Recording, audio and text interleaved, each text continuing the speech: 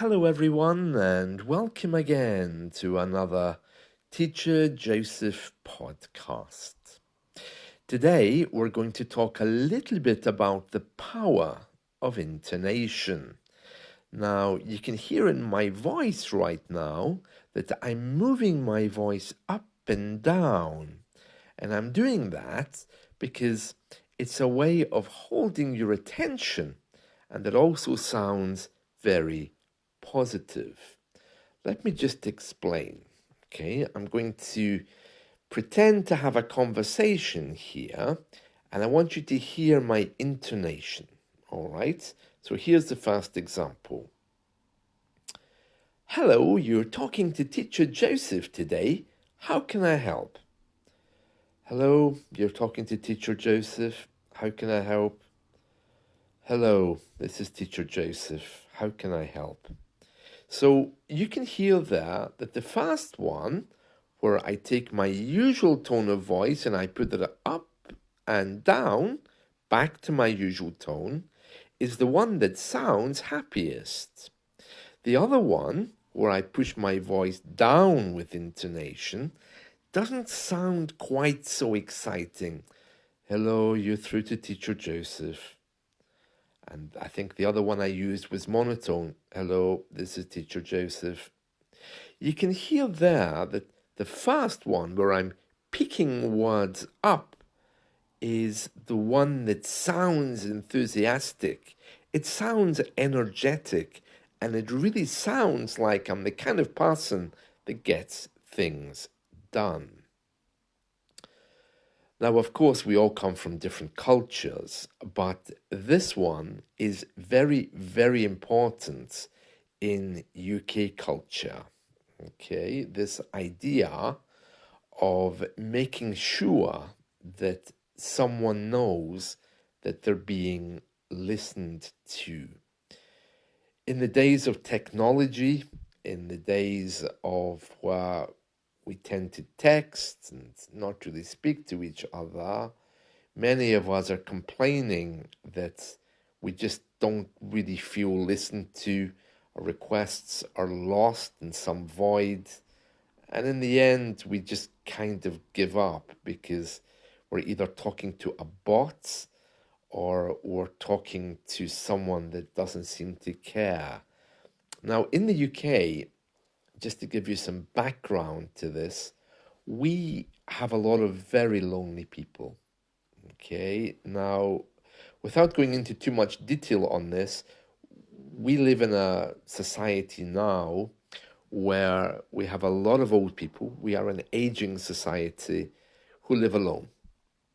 And I was talking to one of my neighbors recently, and she told me that she felt so lonely on one particular day that she called the police, and she told them that there was someone in her house.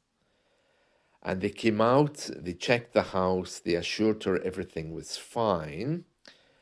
And she was telling me that the only reason she called them was because she just wanted company. And there was no other way for her to see people. It was the evening, so she couldn't go out. It was very dark, and her eyesight was failing. And she said, "No, I just couldn't, I just couldn't live like that," she was telling me. And I said, "Why didn't you just call us? You know, why didn't you come and knock on the door? We're only around the corner, or call us just to have a chat, you know?" And she said, no, I would never do that, because she was a very proud old lady. And I've heard countless stories like that now about people, especially older people, who really are so bored that they will do anything just to get a little bit of company.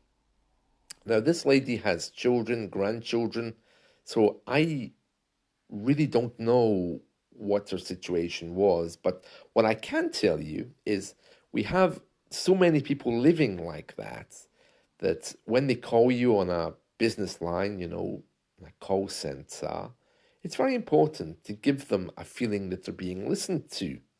And you can do that easily just by using intonation. Now, the examples I've given you there of older people and an aging society, it's not only them. When you work here in the UK, you might find you've got colleagues who are in unhappy marriages or who come to work looking a little bit depressed, maybe because they just don't have happy lives. This is very, very common here. In fact, it's rampant.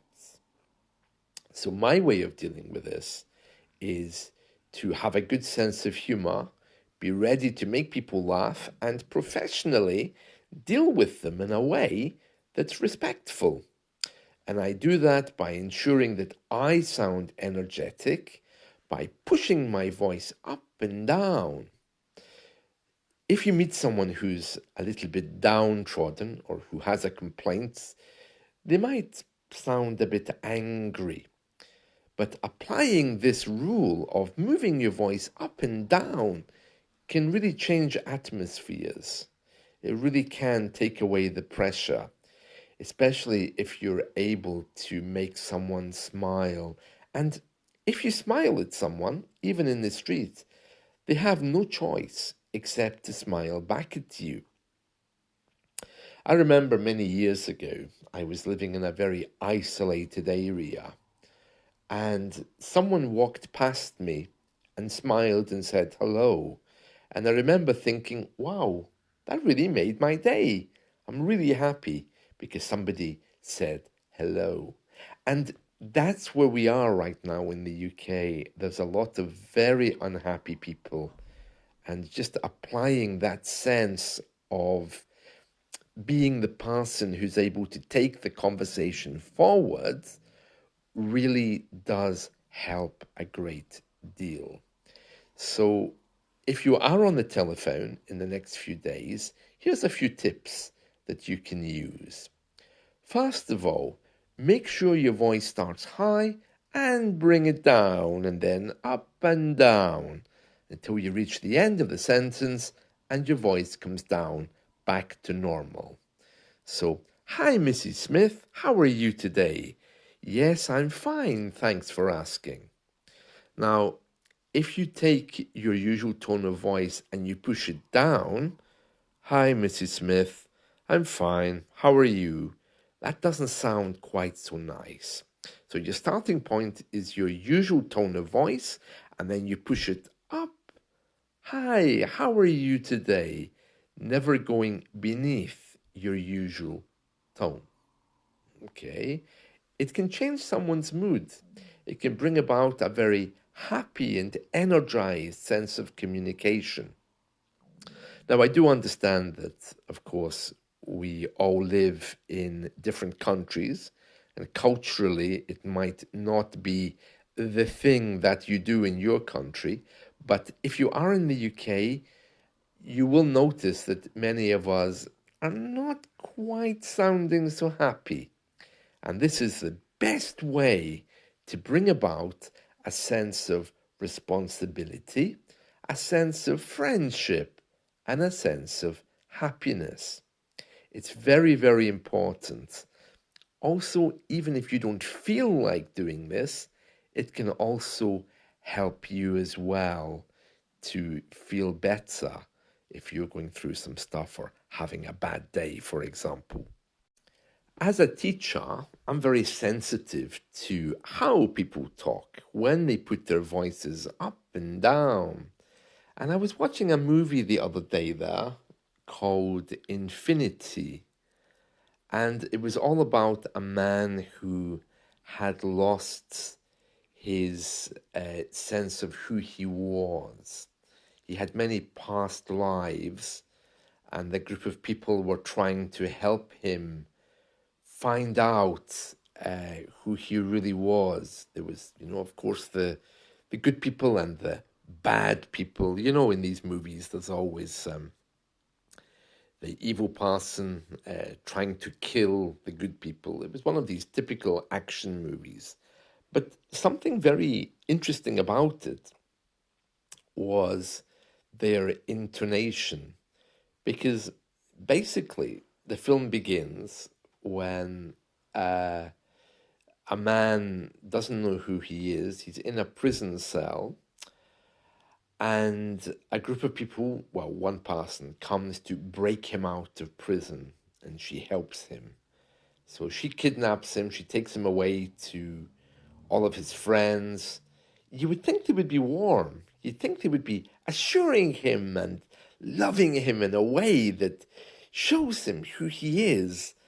But actually, he didn't use any intonation. In fact, all throughout the movie, there was this real sense of seriousness because nobody was smiling. And I'm thinking, okay, well, they've just taken this guy, they've told him that they all knew him in a past life. You'd think they'd be happy to see him. But they're all standing there thinking, no, no, I don't think, I don't think we're going to get through to him. Let's try one more thing. Very, very serious. And the only person that seemed to be happy at one point was the evil villain who was actually trying to kill him. It was a very somber and serious movie, and I could understand it if they were portraying the bad people as non-British. You know, like for example, in the James Bond movies, the villains, the bad people in James Bond movies were always depicted as being either Soviet or from other parts of the world. These days, many of the villains in movies are portrayed as being Arabs, for example, and they don't smile. It's always the British hero who's smiling over a glass of whiskey in the casino, for example. But in this movie, nobody was. There was nobody was smiling. Everybody was deadly somber, and it just got me thinking about intonation and how important that is. So, just to quickly recap then, I want you just to notice, first of all, next time you're watching TV or a movie, just how much they push their voices up. Now, in a lot of very depressing movies these days, depressing movies, the voice goes down. Okay, so you want to create that atmosphere where you start off with your usual tone of voice and then you push it up and down, up and down. Okay, you don't start off with your usual tone of voice and push it down more. Start with up and bringing it back down to where it was. Okay, that's really the key. Speaking of voices going up and down, I had to call someone on Saturday. It was my optician. Honestly, I was getting absolutely nowhere. Um, I have an eye test every 2 years. It's normal in the UK. The optician invites you for an eye test every 2 years. But now, because I'm diabetic, I have an eye test every year. So I called the optician and I said, hello, I'd like to rearrange my eye test for every year instead of every 2 years. Very simple request. She said, yeah, you can sort it out then when you come in January for your eye test. And I said, but I'm not coming in January for my eye test because my last eye test was in January of this year. So you won't be inviting me until 2025. Yeah, you can sort it out when you come in January. And I said, maybe we're not communicating properly. My eye test is going to be in January 2024 now, but I need you to invite me as you always do. Or maybe I can make an appointment now. No, no, no, no. Sort it out when you come in, she said. I said, I think we have a communications problem. Let me explain. My last eye test was in 2023. You'll be inviting me in 2025. That is when I'll be coming in. So I need one for January 2024. Yeah. When you come in, sort it out. I said, yeah, but I'll only be coming in if you give me an appointment or invite me. But she couldn't catch it. She couldn't see what I was trying to say. So I'm going to have to go to the shop, go in and talk to someone, you see. Now, her intonation showed me that she just wasn't listening to me, because I could hear by the way she was talking to me that she was looking over her shoulder at someone else. Because every time she said, yeah, yeah, yeah, just come in, her voice was lowering. If she had said, oh, okay, when you come in, we can sort it out then, I would be able to hear that she was listening to me, at least. But she wasn't. And I could hear her voice moving farther away from the phone, which also was telling me that she was distracted. So I wasn't getting her full attention anyway. It's just an example, just an example. So, intonation starting at your usual tone of voice and going up and down to your usual tone. You only bring it a little bit further down, either at the end of a sentence or if you're trying to create a mood which is not the happy one. Oh, I had a terrible weekend. It was very sad. Okay. If you want to reframe that, oh, my weekend didn't go so well, but it's okay. You can hear that much happier. Well, I hope that gives you a brief introduction into the world of intonation. So remember, change your intonation, change your world. That's it from me. See you. Bye.